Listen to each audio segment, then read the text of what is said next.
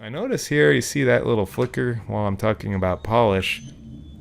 That's what happens when two surfaces are overlapping, and so the computer doesn't understand which one to draw, and so it's called Z fighting. It's fighting between drawing alternating surfaces here, and so the way to fix that would be to like very slightly adjust one of them so that they're not in the exact same space.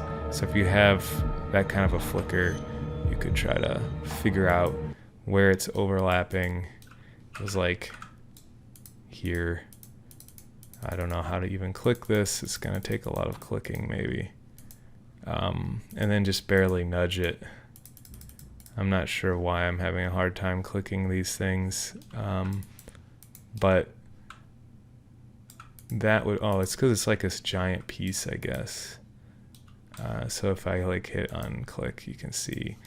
So I guess it just needs to be like ever so slightly nudged.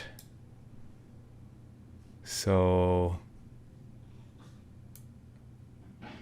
I want to move it without, maybe I'll just move it down. I want to try to move it without like making it noticeable.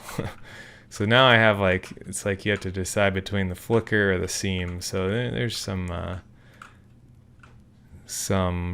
you can see how you can spend a lot of time really making things look perfect, we'll just say. All right. So hopefully these little tricks can like take what you put together to the next level and make it like feel more cinematic and immersive. All right, I'm gonna make one more video about how to make a build, and I think that'll conclude our series.